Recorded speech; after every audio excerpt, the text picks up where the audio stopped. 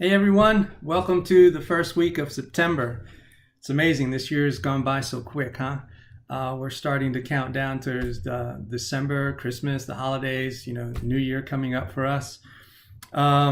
It's that time of the year where I start to think about how this past year has gone, celebrating all the achievements, all the accomplishments, all the great things that have happened, but also taking the time to look at the areas that I didn't do so well, that I didn't do an outstanding job in, I guess.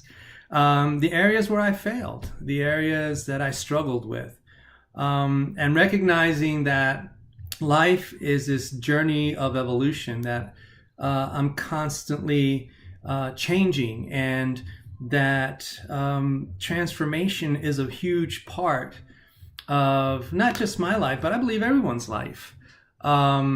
Before I go on, though, I want to give a shout out because this is football season. We just start football season, yes, to the Carolina Panthers. I am in Steeler country now, but I am still a diehard. In my heart, will always be a Panthers fan. And I have a little shout out for Carrie Peters. Here is my coffee cup. All right. So this year I had the opportunity to be a part of just an amazing project called Journeys to Success. And this is volume 6 in the series. This is the Health, Wellness, and Fitness edition. And I was fortunate enough to be asked to write, to be a contributor to this. So I wrote what is chapter 12 in this book. Now, I want to let you know, every author in this project brought their A game. The chapters are amazing. The people did a fantastic job, and I highly recommend, not just for my chapter, but all the other ones as well, that you take the time to read it. But in my contribution, I started out my chapter with this. I said, any fitness journey is more than just a transformation of the physical. There is a deep work taking place, one that transcends the image in the mirror and casts a gaze into the center of our self-perception. Transformation is a journey, and it's a journey that begins inwardly before it finds any kind of outward expression. It's a journey that really, the deeper that we allow ourselves to go as we look inwardly, the more effective the transformation becomes outwardly. So the more change, the more we evolve, the more we grow. One of the things that we strive for is to become the best possible versions of ourselves. And transformation is one of the vehicles that allows us to become that, to get there. Transformation is required because every next level of your life demands a different version of you.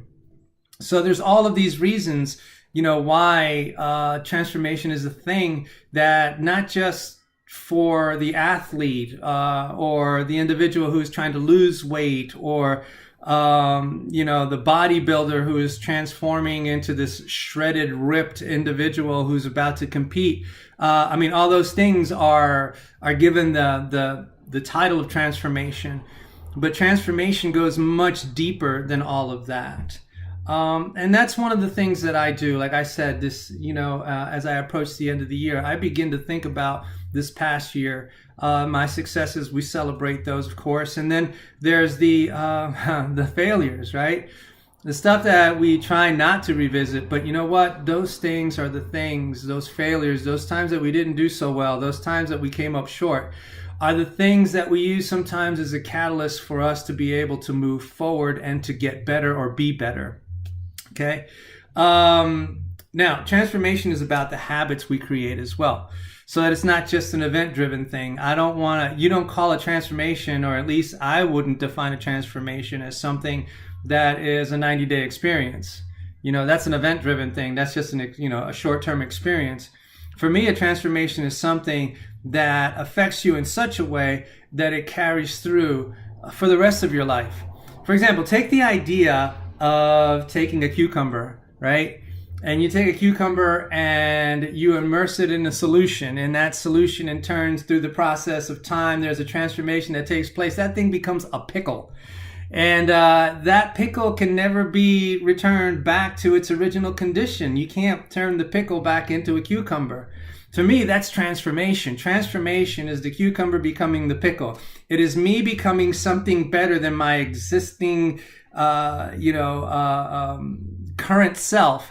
And in that process, never being able to go back to what I was, but always moving forward to being better and better and better. There's a process to that, and that's the development of the habits that are going to get me there. So studies have determined that over 40% of daily activity is repeated behavior. Aristotle said, we are what we repeatedly do. So it's the idea that what we do every day matters more than what we do once in a while.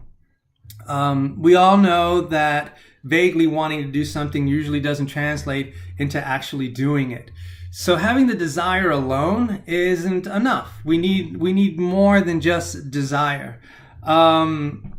Goal setting is great. I do it all the time, but goal setting isn't worth much if you don't do it right.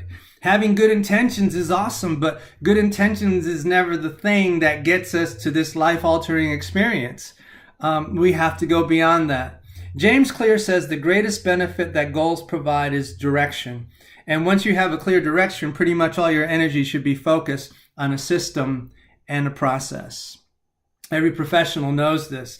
Every professional, think of professional teams, athletic teams that have been dynasties. They've had a system and a process that they followed.